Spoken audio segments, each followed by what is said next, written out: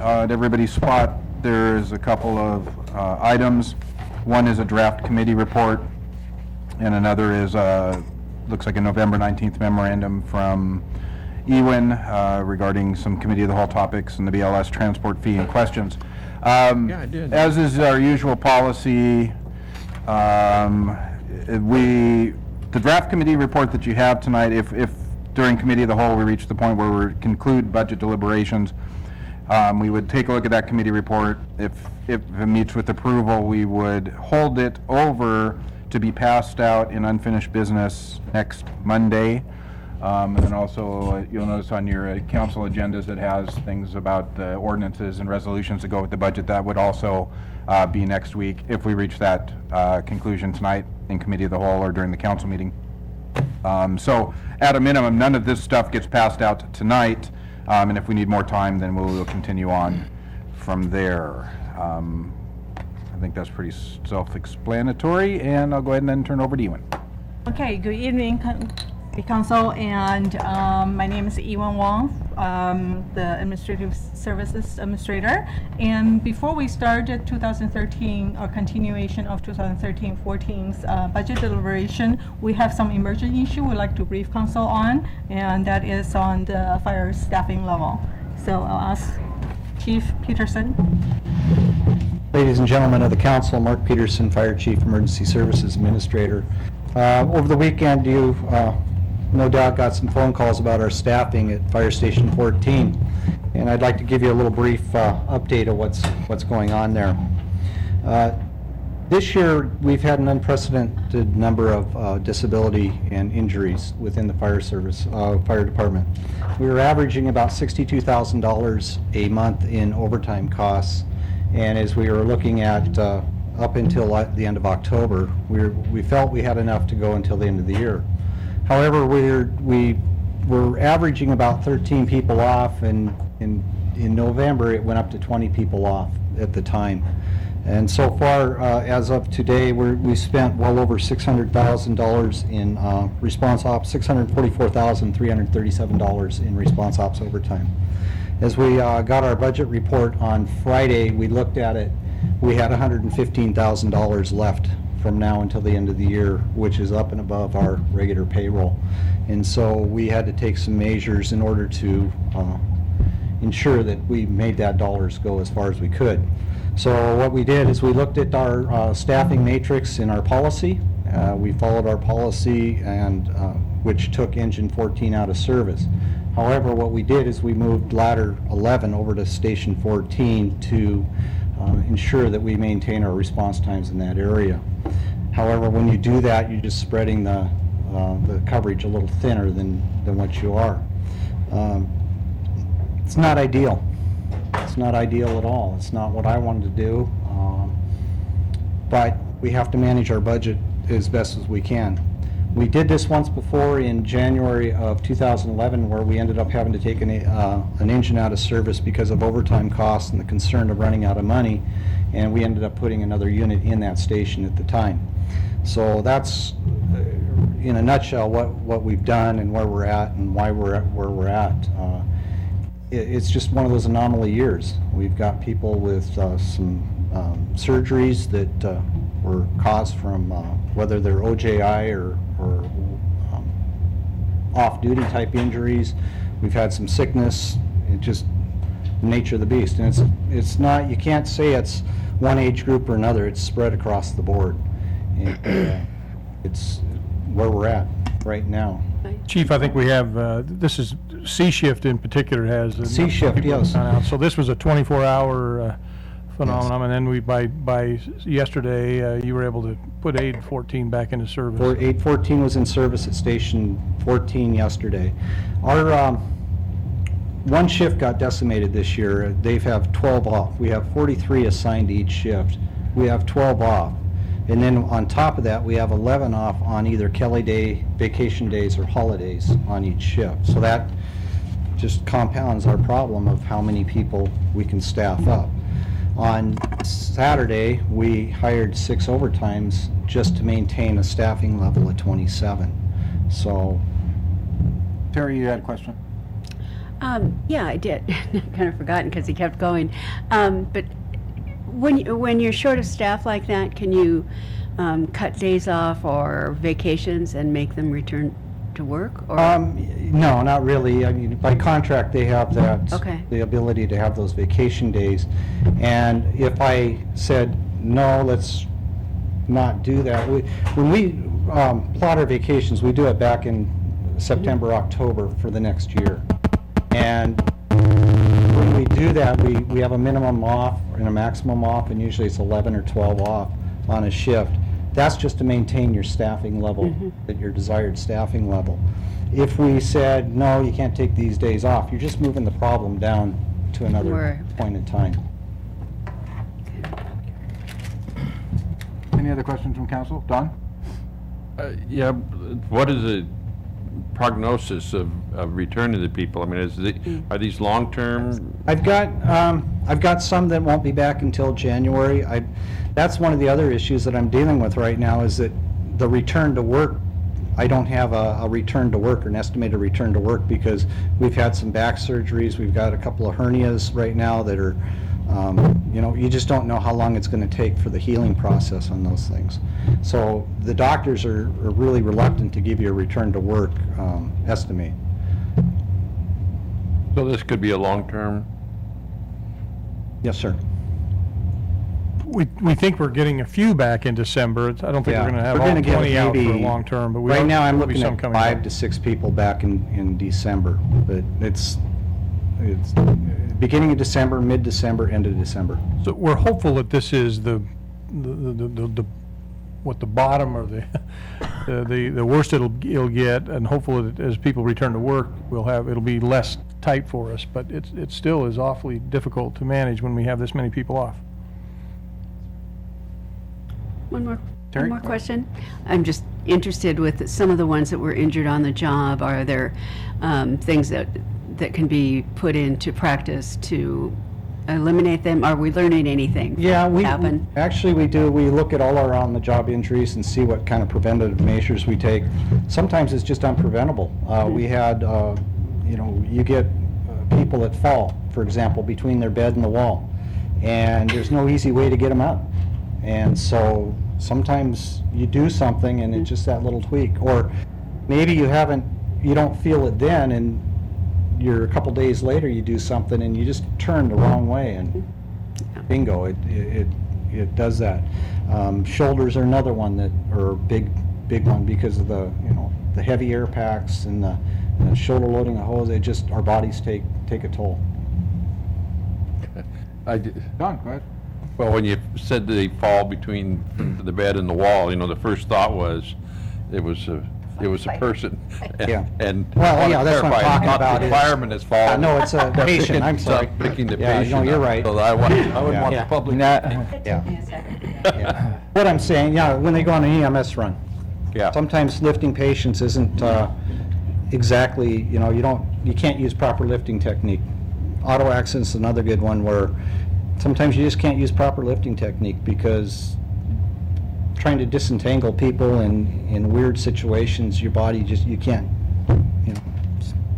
Mr. Chair? Go ahead. Yeah, so I wanted to understand the issue just a little bit more, whether it's funding or the staffing. Are there people willing to work the overtime if we had the overtime budget? Absolutely, yeah, we got people willing to work the overtime. And so can you remind me, when somebody goes out on disability, I presume it's basically a different fund than the No. it's drawing off the Fund. same budget. Yeah, and see, not only are we paying that person their sick leave benefits while they're off duty, but then we're paying the backfill also on that. And so we're drawing down the active labor fund with the sick leave and the disability. I Yes, see. sir. So that's where you can't make up the difference. Mr. Chair? Marcy? So if I heard you right, you said there's 115,000 left in the overtime budget for the year. Yes. So do you foresee that That's- situation happening? That's 115,000 in our operational budget. So we still have enough money for the payroll, if we didn't hire any overtime, we have enough money for that. we have 115,000 left in our operational budget. So we've shut down all spending. We've shut down all unnecessary overtime for meetings or those kinds of types of overtime or any type of spending. If it costs a nickel, we're not doing it right now. So it's all those monies are going to be focused on keeping response operations people on the streets. That's based on the October 31. So it would take the council authorizing additional funding. Yes, ma'am.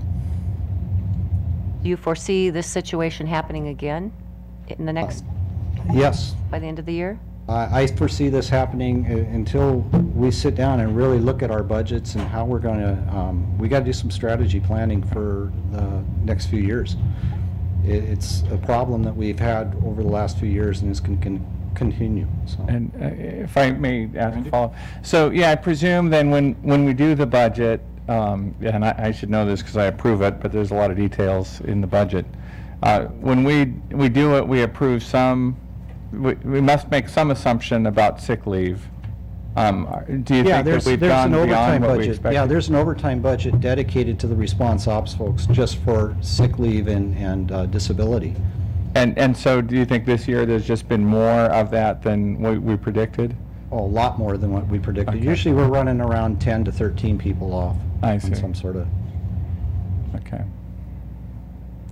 So can I clarify in terms of budget adjustment? Actually, because fire is part of general fund, as long as we are within general fund, bottom line, the mayor actually could authorize additional overtime as well. It doesn't have to get to council approval. Okay. Any other questions from council? Randy, you look like you're still. Well, I was just curious about the last comment. I mean, is there funding that could be tapped for that, or like Well, another department that didn't have as much sick leave? Within 2012's budget, for example, if there are savings in other departments, we are holding position vacant, for example, throughout the city department, and we do have some savings projected at this time. And so within those savings, mayor could allow fire department to spend more on overtime. Okay, that's good to know. Thank you. Every budget's tight. As you all know, we're running light in every department and watching our budgets. This is what, year 3 or year 4 since the beginning of the Great Recession. We've eliminated, as you all know, including this budget, 105 positions, so 12% of our workforce has been eliminated. So we're thin everywhere, and everybody's having to find how can we do our job within the limited resources we have. So we are looking hard. Public safety's always been a priority. It is our police and fire budgets, as you know from this memo, have been the least impacted in terms of budget cuts. But at the end of the day, when you have this kind of really double the number of injuries and disability, sick folks or whatever, than historical averages, it does create an impact. So we're watching it closely. We certainly want to make sure that we do everything we can to minimize the impact to the public, and we're going to continue to watch this. And if we have to go over our budget a little bit, we'll definitely keep you all watching. But we are trying hard to stay within our budget because, as you all know, we need those funds to carry on into 13 and 14 as well. Terry? Chief, if you could, how has this situation affected what you've put in for the budget for the next 2 years? I mean, have you been able to increase overtime or any of that? You're pretty well status quo. We're pretty well status quo, yes. Okay. Kind of a hold the line budget Yeah. we have 6 vacant positions that we haven't filled, and that was in anticipation of the 2013 budget, the cuts that were asked to take then.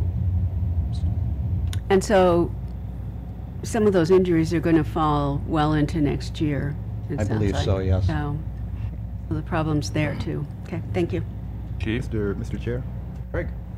Yeah, Chief, can you, based on the staffing levels right now with the 27 or so folks out, do you sense that there's any public safety a concern that we should have right now? Well, yeah, it's, again, as you're spreading it out thinner, it's one unit goes out, for example, we just use engine 11 for example, if it goes out on a call, someone's got to cover the second call in station 11's area. So that unit has to come from farther away, so it's going to impact our response times.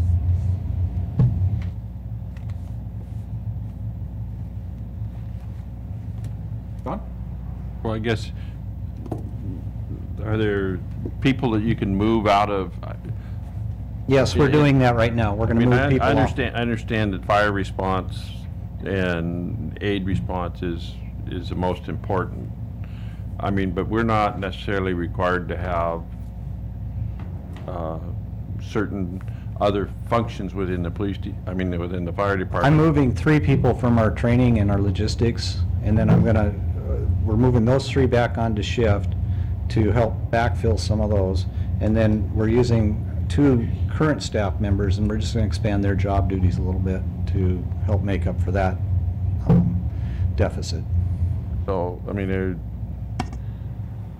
so you're moving people around. Right. And, I mean, you could even cut other programs and say, we're not going to have people, those man. Well, it's really difficult because especially with our training division, we have a lot of mandated training that we have to comply with every year. And that mandated training is either based on state law through the WAC or King County through our EMS side. We have so many hours that we have to maintain. And so each year the firefighters have the certain JPRs or job performance requirements that they have to complete. We have to have a training staff to be able to coordinate that and make sure that we coordinate our training, we coordinate any outside instructors and the like. So we can do that, but for a department our size, it'll impact the product we're putting out on the street because we're not going to be able to get all those training hours in and the like. Mr. Chair? Yeah, Chief, if you could, and I'm taking in everything that you're presenting to us, but what I haven't heard yet, and I guess this is going to be a question to you, based on your view of the issue, what would be your recommendation in terms of what you would expect or like to see done? Well, what I'd like to see done is have full staffing, but I know I'm constrained on that within our budget. One of the things that we're looking at and continue to look at, and frankly trying to work with the union on, is creating a little bit more flexibility in how we can deploy resources. There are restrictions in how we can do that under current contract agreements and other things, and so it makes it difficult to try to deploy resources in a way that would maximize what we have. So we have 24-hour shifts, as you all know. So, but that we're not busy 24 hours a day. But historically and traditionally, that's just the way things are in the fire service. So there are lots of things we could do if we could just start from scratch, but we're limited significantly by contract and by tradition. And so, but in the meantime, so around that, and around those broad restrictions and limitations, we're trying to work on some things and trying to sit down with our our staff to try to find ways to do the best we can with what we have. I mean,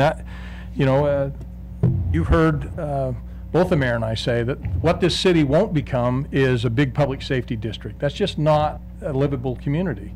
So we try to balance all of our needs. Clearly, public safety is a priority. Police, fire, streets, water and sewer, those are our priorities. There's no question about it. But people move here because of the livability of this community, and that's more than just public safety. So the budget that's before you, the 13-14 budget, tries to do the best job it can of balancing that within the resources we have. And without going through the entire budget presentation, as you all know, we have less resources this year than we had in previous years. And so you all have considered and are continuing to consider tonight additional fees and other things to try to at least help us to maintain services close to what we have been providing. But we're not suggesting that things are as good as we wish they could be. And we're trying to simply live within the means that we have and do the best we can. And this situation that happened this weekend is one of those anomalies that'll happen. We're hopeful that we can manage that. We'll look, tomorrow will be another tough day. See shifts back on tomorrow. So the chief and his staff will do the best job they can to try to manage those resources. We'll likely have to bring some people back in. We'll have to look at the overtime budget. And then as as the months go on towards the end of the year, we'll continue to watch that closely. And then we get into 2013, we'll look at more longer-term strategies. But this is not one where, I wish we could just wave a wand and throw more money at it. That doesn't solve the problem. That there are longer-term, as you all know, structural issues with our overall budget and with how we do business operationally that we're going to have to address. And hopefully, all of our employees will join us in trying to do what's best for the community and trying to figure out the best way to resolve these issues and challenges in a way that serves the public. Barry, did you have a question? Well, kind of a facetious question, but how do some fire stations have volunteers? Have volunteer firemen? Is that something that would be precluded in our contract with the? Yeah, we're a closed shop, so we couldn't do that. The issue with the volunteer is it's like a revolving door. So you train up a volunteer and they get really good at what they're doing, or they get the training, and then they get a job somewhere else. So you're constantly having this training, and that runs into some significant dollars when you do that. Well, yeah, I mean, we'll obviously have to give this some thought. There's sort of a policy issue buried here, really, that, and I understand everything Mr. Covington has said. I'm living it as well, but it just seems like the way where, that if a single department has more injuries and illness than other departments, I don't know that it was really our intention when we did the budget to say, well, we'll just, yeah, well, I was going to say the opposite, that we went into this year with a really kind of a policy decision that where we had attrition losses, we wouldn't often fill those vacancies. But I don't think we ever talked about what if one department has a lot of injuries or illness and how draws down the sick leave. But I think if it becomes a long-term thing, I think we really do need to talk about another way to do it. For instance, would be to have just a citywide fund that when somebody goes on sick leave, they draw from that fund, so it doesn't come directly out of any particular department, since you don't know where the illness might break out next and take down which department. Now it's the fire department, but community services could have a foodborne thing or something, take them all down, and the intention would be that we try and protect against those kinds of almost like insurance issues across the city, so no individual department gets hit too hard. But we've just never really, I think that I can remember, talk through this particular thing. So I see you trying to hold to the budget, and that's admirable. It just leaves me wondering if we didn't go into this year planning on making these dramatic changes, really. Okay. Terry. Oh, one more. I got the ideas going here.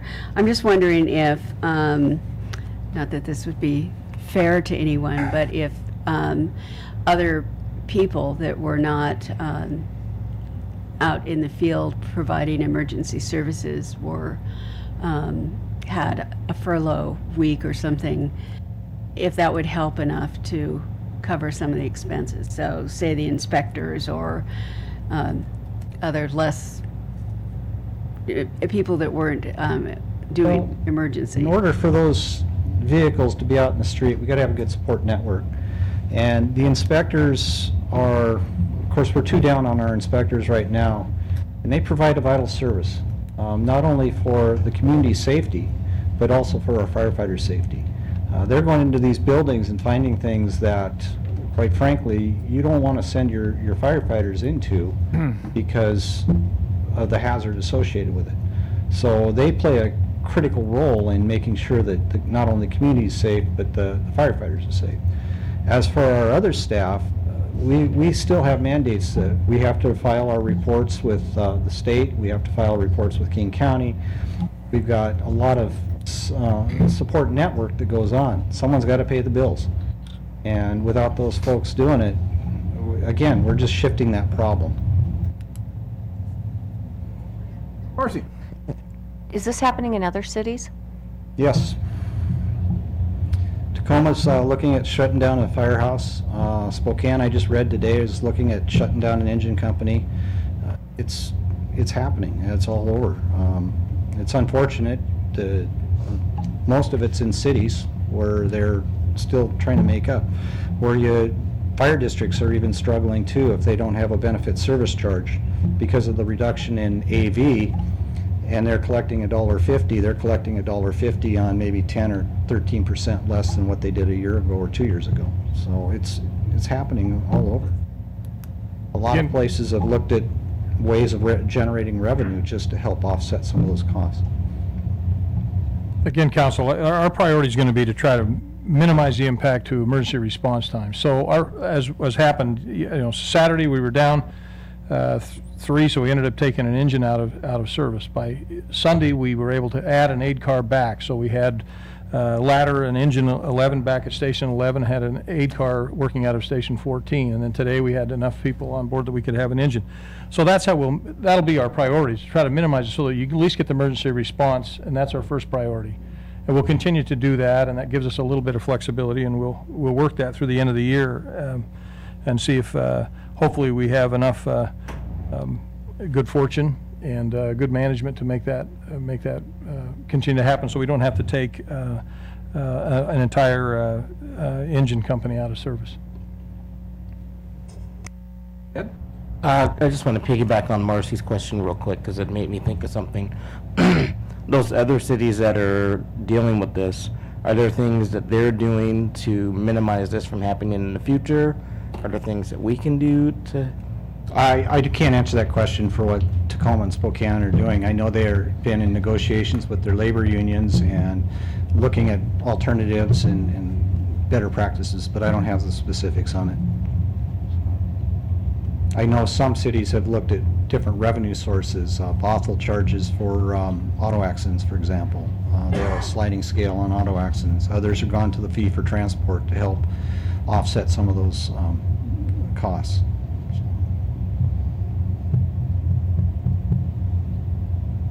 So, council, there's kind of a two-pronged approach, and I think Randy touched on a little bit, is that, what happened Saturday, where, committee of the whole scheduled topic was budget deliberations.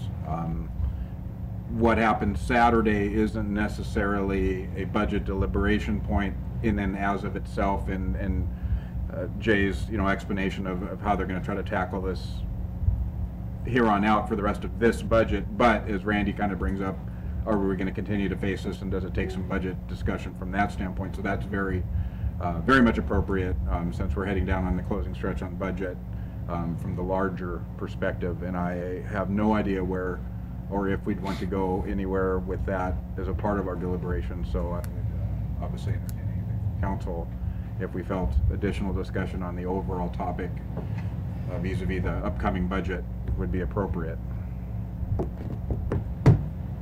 Council, if I might, we could, I think we probably are looking at two separate issues, the 13-14 budget, and then, of course, this issue and how it might impact it. So I think staff is certainly willing to come back and provide you with more information and recommendations that we all think we could do to continue to manage under these lean times, and again, given the current situation where we have so many disability and sick leave folks that are off due to sick and disability. And whether or not that impacts the 13-14 budget, we'll come back to you with some option recommendations. But I think the budget that we put together for 13-14, as is presented, is one that we still feel is a workable budget, given the resources we have and given the option we're considering for various fee and other increases. Yeah, Mr. Zwicker? Yeah, the thing and I appreciate you making the suggestion. I appreciate the administration being willing to look at it. I would think that of all that, the one thing I'd be most interested in is understanding with maybe not even short-term disability, but longer-term whether that should be handled more like an insurance fund that doesn't come directly from the department's budget. So if an employee passes, like they consume all their sick leave or they get an injury that's going to clearly take them out for more than a couple of weeks, that they might go on to a different fund. Because I could just see where it makes it really hard to manage. already, I mean, there's already, obviously motivation for each department to keep all of its employees healthy because their overtime premiums and the other difficulties associated with trying to backfill with overtime, but to also have them having to pay for the long-term disability of the employees just seems like too much for one department. So that would be the one nugget maybe that'd be the easiest to understand, whether a long-term disability could be a separate fund that we keep. So I guess I'm hearing two things. One is we want to take a look at see if the current level of disability is something extraordinary or it is something, basically take a look back to see how often we have this situation and if we treat it as a one-time event or we need to plan for the long term. So that's one question. And the second is how can we better fund that and or make sure that the basic service is continued as necessary. Right. So, let me just try to get a bearing on where we're at. So as far as the current issue that we're involved with this budget, I would propose that should any council member desire any sort of action or further discussion on this, that we'll bring it up during our council meeting regarding the immediacy. And if not, then if not, but we'll ask the chief to stay on for that. As to the kind of the large issue of almost, for lack of a better term, the insurance policy or sick leave or disability amortization or something like that, do we feel that this is something that we need to have settled prior to the adoption of this budget, or it can be something that's brought back and talked longer term? What's your kind of general feeling on it, Don? Well, the worst thing we can do is try and make a quick fix. Yeah. I agree. That would create More just chaos. more chaos. And right now, it seems like the administration is working on something, and I think it's a longer-term discussion that we need to have, and most likely sometime after the first year. And I would recommend that it be a topic for the council retreat. I mean, because you could solve the issue today, what we think is great. And it's interesting, I mean, I had a constituent bring up a parking problem, and their answer to the question was, well, we'll just put up no parking signs. But that would create problems for other neighbors. So it's something, I mean, I'd look at this as something like that. So we could say, Right. let's do this, but it could create a bigger problem down the line. And so I think taking our time and talking about it at the council retreat would be the right way to Yeah. do it. Maybe we have the general nods on that. So we'll just go ahead and continue on. I want to thank Jay, thank the chief, Ewan, and thank the local for bringing it to our attention and expressing their concerns. It's obviously something that we all care about. I also very much want to thank my fellow council members for asking the right questions and being active in this. So we will, at this point, to continue on with our budget deliberations and presentations, and I believe Ewan is going to walk us through a couple other issues, including the fee for transport. Right. So I don't know if you all have the memo in front of you, and it was emailed to you. Yeah. We should all have hard copies. Yeah. Okay. And so what we would like to do is kind of walk through those follow-up questions and response, so make sure you understand what we're saying. Of the questions that is included in the memo, first one is how the city is staffing for the fire inspection, and can we make sure that high-risk apartment complex are covered. And so we provided some staffing and past inspection records for that. And basically, the department is managing the inspection workload with two approaches. One is to really use risk-based assessment to see how often a building needs to be inspected, other than the required annual inspection. So they can prioritize all those inspections, and they're also working with staff and to see if they can augment the fire inspector resources with on-duty fire crew to perform this. But again, it depends on the staffing at the fire site as well. So, but anyway, the department is managing the workload and try to prioritize the inspection. And then after the November 5th, Committee of the Whole meeting, we also received correspondence from council regarding to question on basic life support transport fee. And so there's a couple of pages of information related to that. I will just walk through each one of the topic.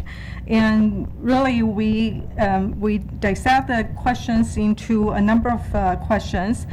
First of the question is, why do we even consider a basic life support transport fee to balance 2013 and 14's budget?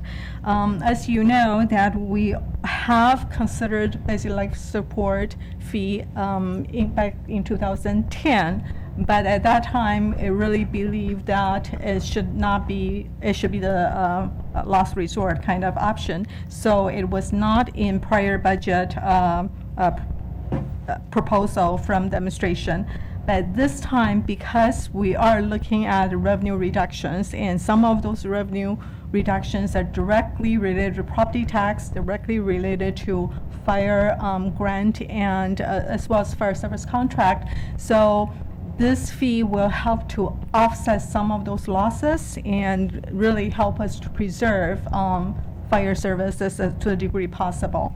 And this is not the only revenue options we recommended council. There's two other revenue as well. So it's really a mixture of both expenditure reduction and three revenue sources we're asking council to consider, and this is one of the three options. And the way we're looking at basic life support fee is this fee will really try to preserve, directly relate to fire service, and we'll definitely use this fee to try to preserve firefighter positions.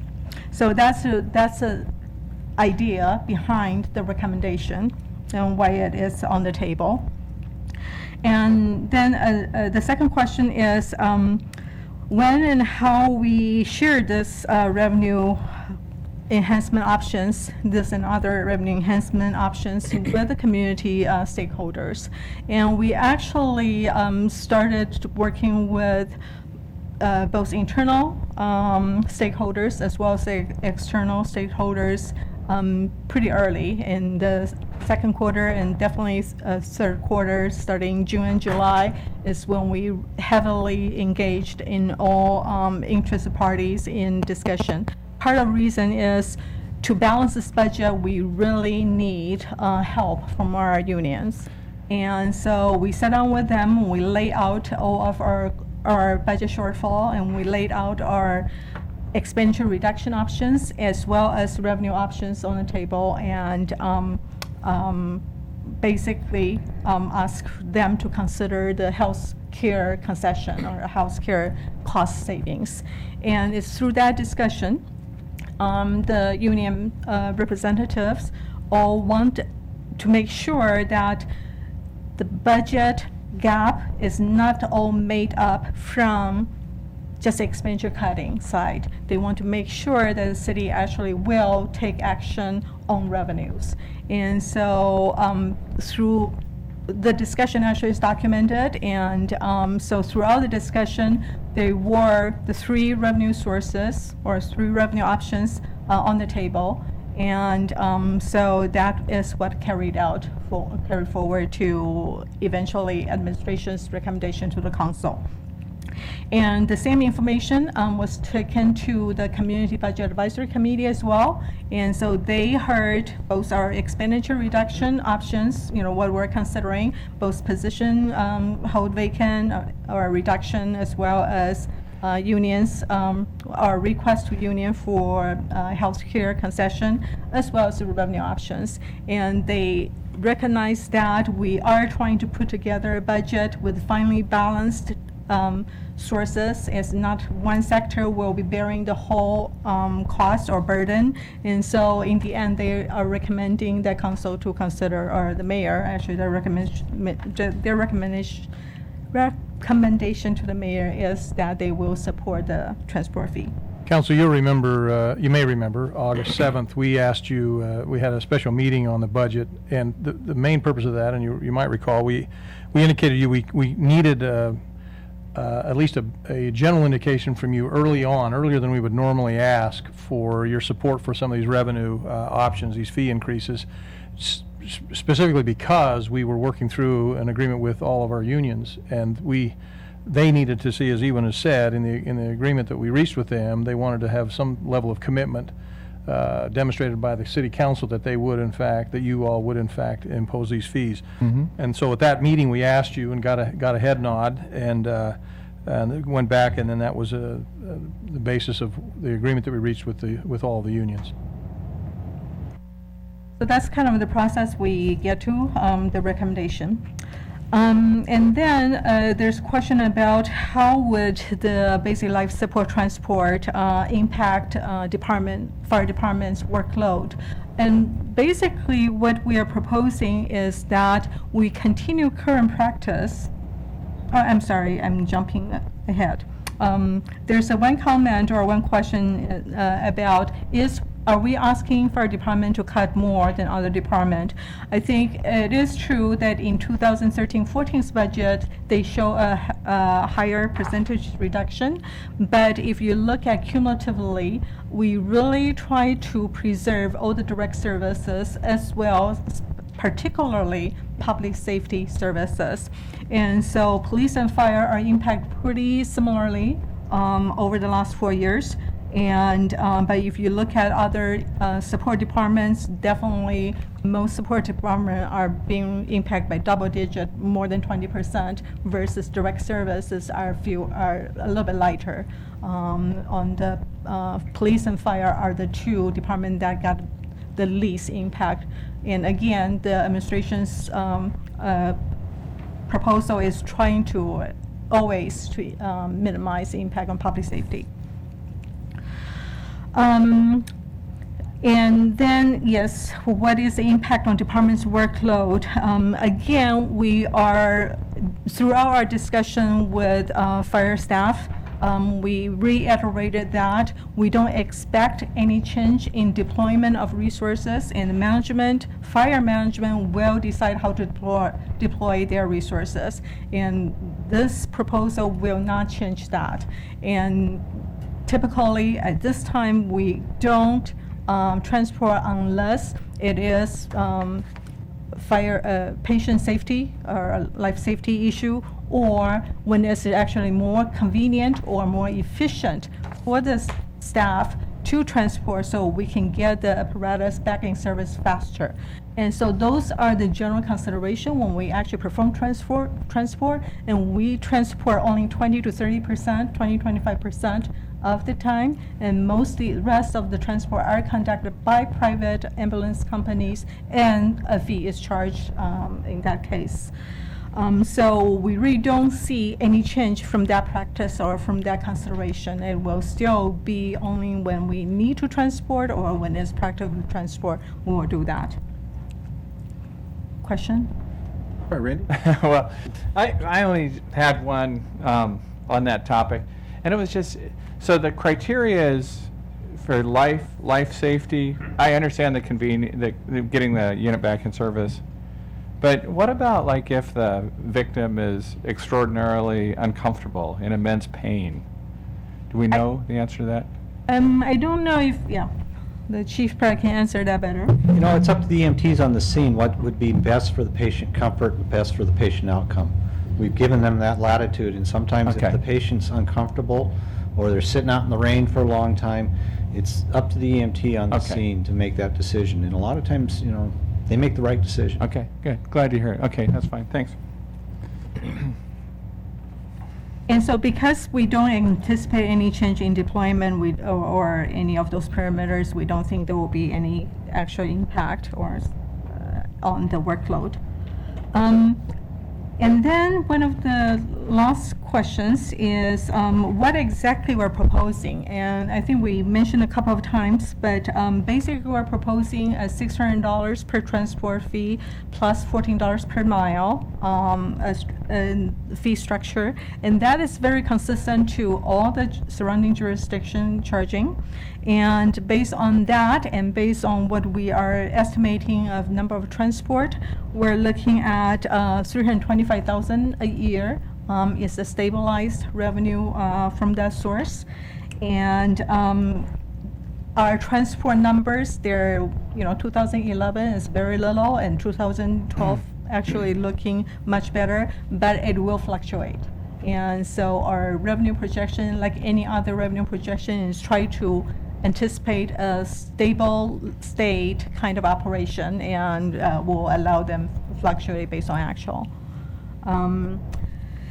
So there are a couple of other things that I think is important to know, that the city will bill,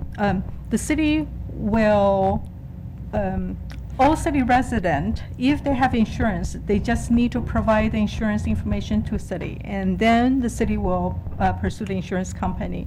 And beyond that, they do not owe the city anymore. So whatever the insurance pay is whatever we're going to get. And that applies to Medicaid and Medicare patient as well. And of course, Fire District 40 is totally outside of this because they contract for the service and they will get it for free, or they paid for it already. So those are two major reasons we are saying that this will be soft billing. And then lastly is, under the state law, state rules, that for emergency medical service, we cannot delay service. And so we'll definitely provide service regardless the ability to pay. And because of that, there's special provision under state rules that we can forgive that debt if we cannot collect because of affordability. And so I think because of all of those reasons, the intent is we'll have pretty soft billing and primarily pursuing insurance company. Terry, do you have a question? Well, I'm just wondering about the logistics of getting the name, address, insurance, and everything when you're dealing with someone that's in pain and going to a hospital. I mean, how are you going to get that information so that you can follow through? So we will be doing some training, yes. Well, currently, right now, we collect all that information except for the insurance information. So we fill out a report on every EMS call. We're able to get the name, address, phone numbers, next of kin, those kinds of things. The only thing that would be additional would be the insurance information. And again, I think we will have procedure trainings, and also there's other jurisdiction already practicing it. I think we'll definitely learn from them and see how what will be the best way to do it. And we'll be contracting the billing also. Mr. Chair. Yes. So Ewan, I have two questions. In section E. Okay. So you say it includes 325,000 of transport fee revenue starting in 2014, and then you give the number of the amount of transports we expect annually, and then how much per transport. So I guess for the two questions, for the amount of transports, where does that number come from? And then for the annual revenue, what happens if we don't meet those numbers and make that revenue? Very good questions. The annual number of transport, actually, we actually had conducted a study in 2010. And so that was a very high number. So we took a steep discount from that number down to the 1,100. And then we monitor what actually happened in the past few years. And we think the 1,100 on an annual basis is very achievable. But there are certain years we may not have that. Just like any other revenue sources we projected, some of them may not hit the number, and some others may exceed our projection. So overall, in general fund, in the end, we always okay. So this particular revenue source, maybe certain year will be higher, certain years will be lower, but it will not be any different than any other. No major industry. impacts to the budget one way or the other if it's Right. lower, though. And again, we're trying to project a stable state kind of revenue that can be counted on in most of the cases, but there will be years it will be different. Okay, and lastly, one more piece on that, on item E, that is, we are recommending that we start implementing the fee in September of 2013, just because it takes at least 120 days to get insurance to pay through the coordination and all those validation process. So in order to get the full year's revenue, we really need to start training and get all the things set up before we can start realizing revenue. As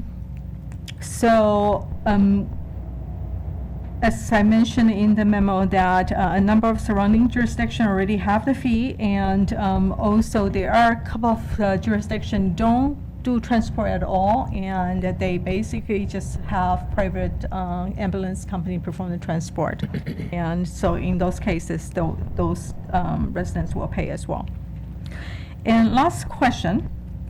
Is what if the city council decide not to implement this revenue option?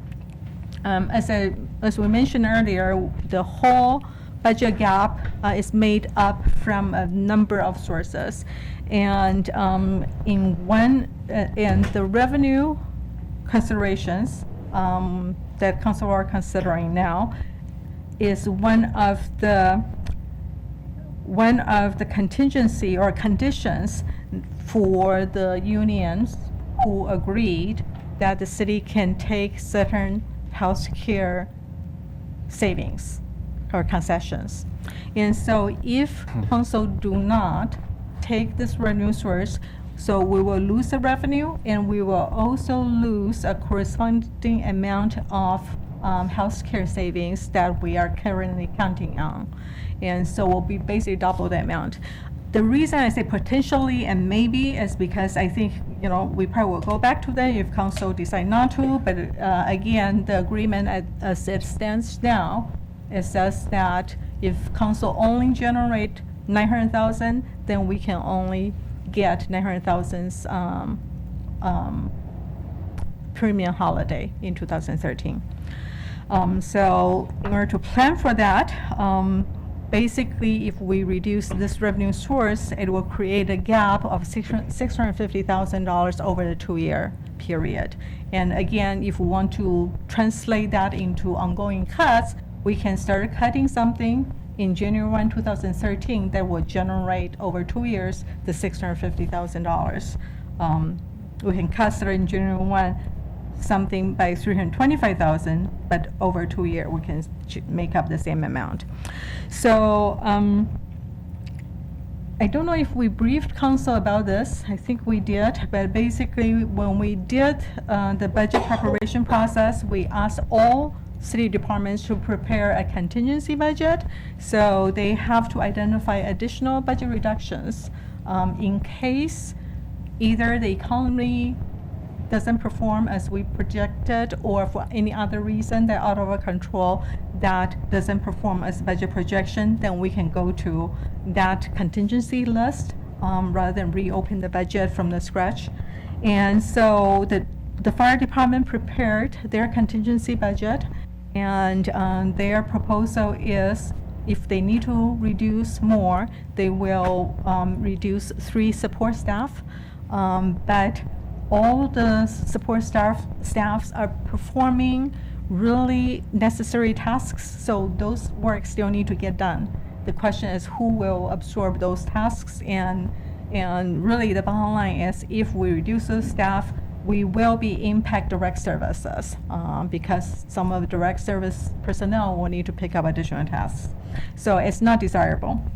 And even with the 3 positions, it's not going to make up the whole $325,000. So we will still need to cut additional about $60,000. And so, we just talked last Friday, and where would that come from? And so one potential is we will reduce the special technical team. Again, we have technical teams, and they are built up. They have special equipment. They need a lot of training in order to perfect their special skills. And so if we lose that investment we made so far to keep that going, to resurrect that will take much more. to rebuild it. So neither of those options are preferred, and that's part of, again, reason of consideration and recommendation that council to consider the fee increase rather than the additional reduction. Questions from council? Mr. President, if I can, I need to make one clarifying comment. I earlier mentioned that all of the unions had approved the agreement. I need to qualify that. There were several elements to that agreement. The one that all the unions agreed to was the way we would treat the calculation of future medical cost increases. And so all the unions agreed to that. Local 864 did not agree to the matching revenue versus additional use of healthcare Fund balance. So that was one. I just want to make sure that was clear. We talked about it. We had a number of meetings, delayed the vote on it, but in the end, they just didn't feel like they could agree with that. So there was partial agreement, but not complete agreement from all the unions. And because of this benefit trust, so it takes 3 out of the 4 votes, and we got 3, basically 3, 4, and 1 with partial consent. Jay, can we go back a little bit on that?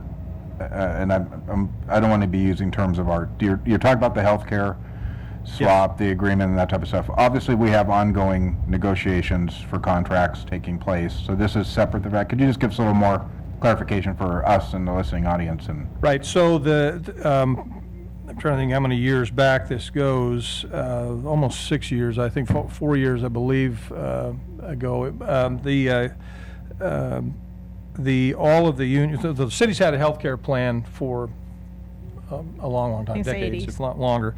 A number of years ago, it was clear that we could generate additional cost savings if we combined, and so rather than having each union and non-represented employees all have separate health care plans, the decision was made that if we combined that into a single health care plan, we could generate some efficiencies. And so for a number of years, since I've been here at least, there's been a single healthcare plan.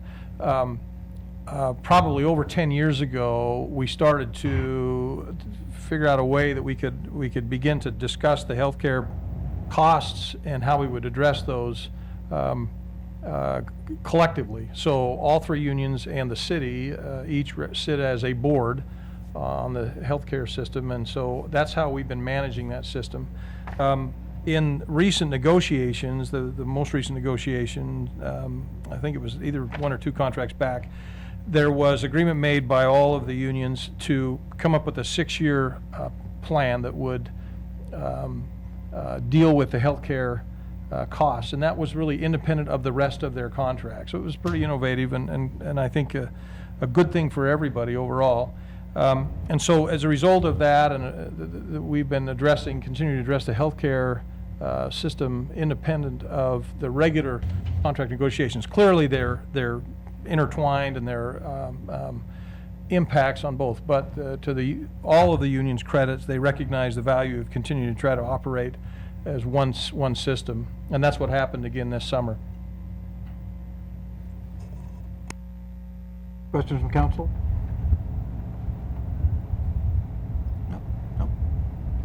Thank you, Ewan. I think at this point, what I will do in our remaining 15 minutes is we all have a draft of the committee report in front of us. Again, not to be reported out this evening, but just kind of tick down each one, and if the council member has any questions, additional clarifications, proposed amendments, that type of stuff, we'll voice that and then just see where that takes us. So with that, the first item on our proposed committee report, does everybody have it? Don? Sharon with that, excellent. Property tax levy. Any council members have any questions, concerns, comments? I will move to number 2 then. Utility tax rate adjustment. Questions, comments, changes? Okay, the business license fee adjustment. Questions, comments, concerns? Basic life support transport fee, that we just were briefed on.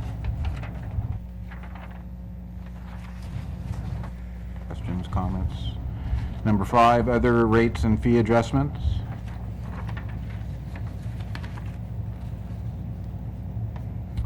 6 is the 2013 CDBG and the 2013-2014 Human Services Funding. And that does have an attachment there that does list that in detail, the funding on those. I'll give everybody a moment on that one.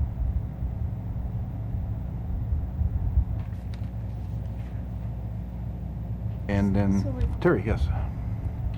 Were there any changes done to this from what was? No, I don't believe Did it so. before? No, Ewan says All right. no. No All right. changes on the attachment. That's Okay, the thank you. originally proposed. John, did you have?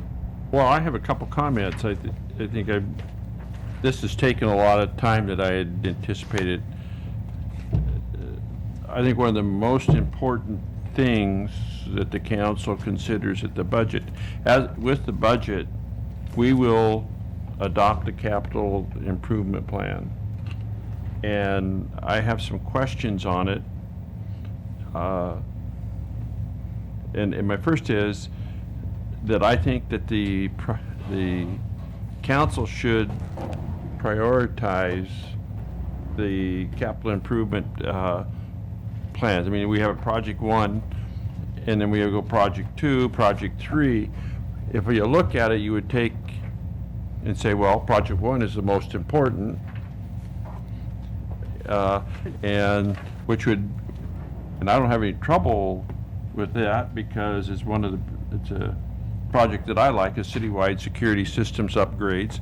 But then if you go back to Project, let me go. Well, just a second, I skipped too far ahead. But to go to Project 25 is a Highlands Library Natural Area. I mean, maybe that's where it should be, but I don't think these are a priority that has been discussed by the council, and I think it's very important that as we approve the capital investment program, it sends a direction to the staff as to what the policy decision the council wants to make. And I just think we need to have that discussion now. If we can do that later and revise this, then I have no problem with it. But it just. Sure. No, I think that's a. So I made a note of that one. Don, did you have other And then larger scale ones, and then we'll figure out how to tackle them. And I guess along with the capital improvement program is, I mean, one of the policy decisions that we need to make is that we maintain what we have before we take on any new projects in the capital improvement plan, in the same way with other things. And then my other one, which we could take a look at later, refer either to Committee of the Whole or Finance, is the EAM system, that computer system that is supposed to tie all the projects together with the GIS. I mean, those are to me are important policy decisions that I think have to come with the budget. I'm not suggesting anything, and as we have that discussion on the CIP, then maybe a council person could say this is a CIP project that isn't even considered, that I think we should discuss and get in there. So that's where I'm coming from on it. Terry? Well, I agree with him, that the order that they're in may not be what I see as a priority. And I just just to wonder- clarify, this is Right. not a priority order. This is just, we just listed the projects. So they are not listed in order of priority by the administration. Correct. We're They're just listing the projects. chronologically when they first surfaced. Yeah, it's- And I understand that, but But, if you're reading the document, it looks like that could be a priority. And how does staff or anybody know, which ones we're going to actually do this year? well, which one is important? The council as a policy said should be done first. That's my issue. But we don't Well, have a, There's I want to make sure Terry had a chance to finish her. Well, I was just going to say that, then my issue is that between transportation and all the different projects going on, I mean, we should be looking at some of them together, because if something major is happening in one area, then maybe that's the time to direct some additional funds there to finish up the whole complex. So, and I don't know, we never really have the opportunity to have those discussions. Marcy? Well, that was kind of what I was going to say. We don't have a priority list, do we? The council has ever sat down? I don't remember doing that. And I agree with you, Terry. I think that the departments have been good in working collaboratively. I'm thinking of the Rainier project and how we're working with utilities and outside utilities as well, which is good, so that they don't have to go back and underground cable and fiber optics and all that. But I guess my question was, we don't have a priority list that I know of. Randy, yeah. Well, yeah, I agree with the conversation, and I know Don has brought up the same thing specifically with transportation projects on the Transportation Committee, and he's even moved some to the top, and I agreed with him. But I guess I was just going to suggest, and probably several of us are thinking the same thing, that maybe that might be a good retreat topic. I think Don's specific request is maybe we be sure that it's noted in our budget documents or ideally maybe in the capital improvement document, if we can still change it, that this is not a prioritized list, and people should look to the council for ultimate determination about which is the highest priority.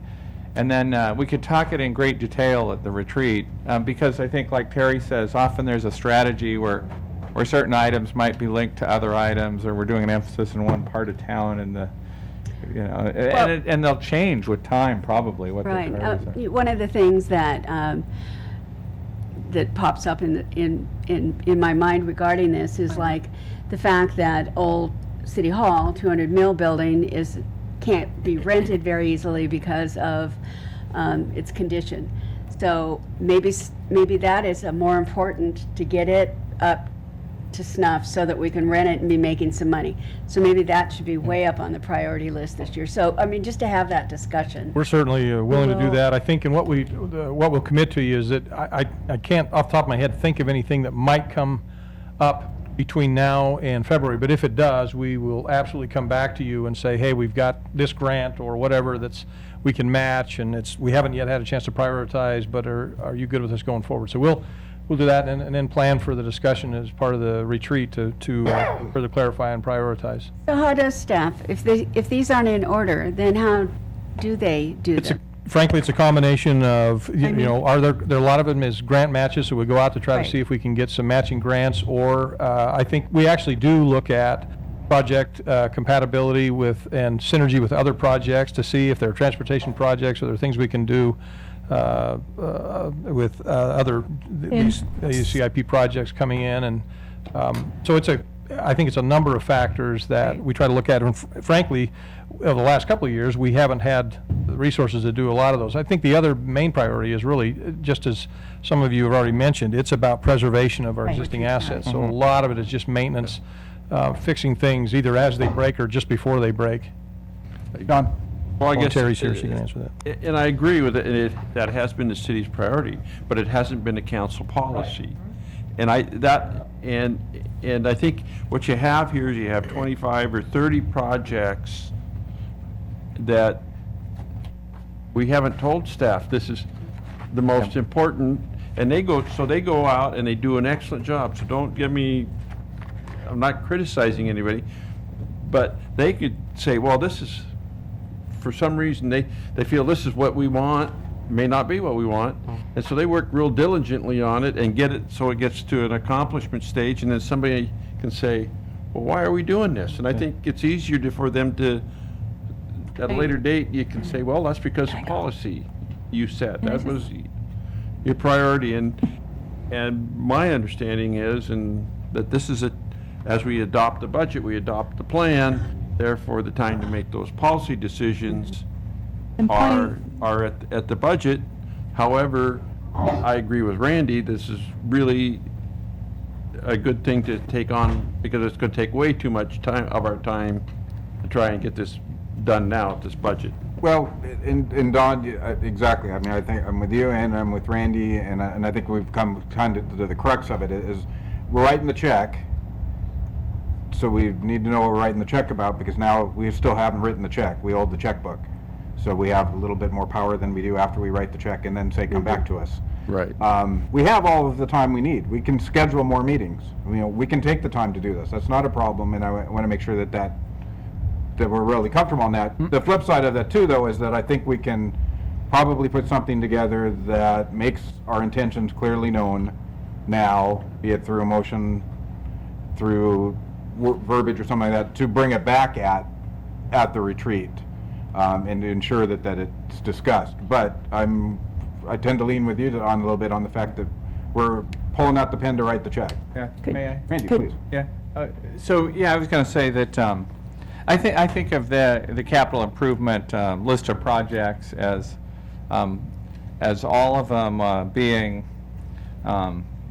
somewhat viable projects. They're the kernel of a good idea. Often they've been vetted to different degrees.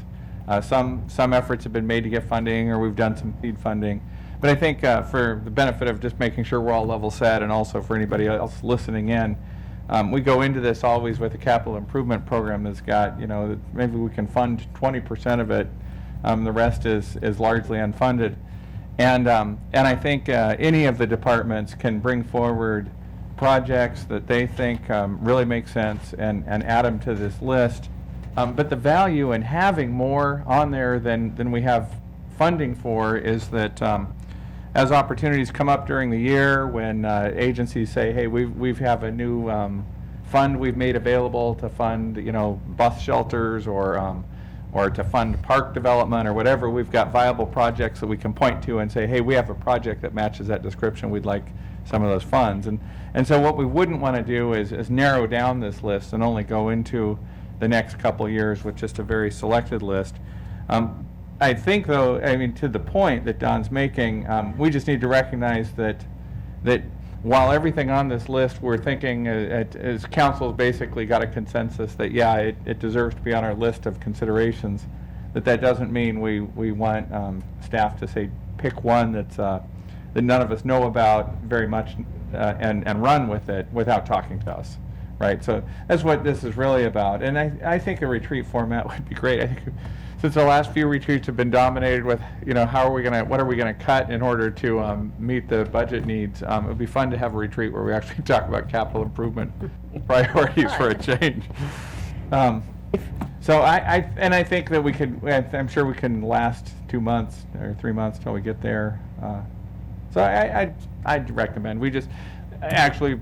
Frankly, with the minutes from this discussion, it's probably well enough documented that it's not a prioritized list, and we just take it up at the retreat. Don, is that good for you? That's okay with me. I just don't want to see it dropped, and Yeah.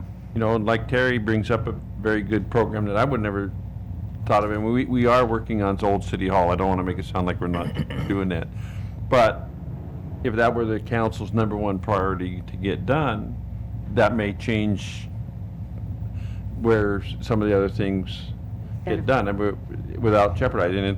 And to me, having a call, and this is just mine, take the consensus of the council, but if we have a policy of maintaining what we have before we add, so we may turn down a grant to add a park, or to add this, because that just adds maintenance, so it means we can't take care of something that we already have, and that's, I'd love to have that discussion at the retreat. Mr. Chair, one criteria that would really fit is if we, at the retreat, looked at any of the capital improvement projects that we felt would save us money as a city. And just sort of prioritize those. So the City Hall is a good example of one where, maybe if we can renovate it to where we can get revenues from it, it actually has a business case where some of the money might come back. And we might,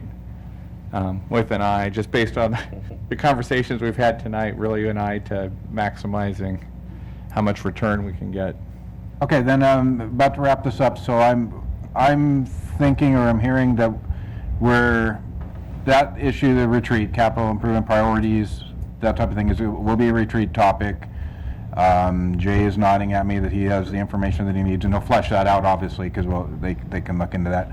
We've proposed a committee report, and I haven't heard a lot of changes to that, so I would ask that the clerk or other staff make sure that it's publicly available to anybody that needs to see it. We still will have an audience comment period tonight. We'll have an audience comment period next week, but the committee report is proposed, and we will look at this point until action from another council member. But our basic plan is that everything will get passed out next Monday night, including the first reading of ordinances and that type of stuff. With that, committee of the whole is adjourned. Thanks, everybody.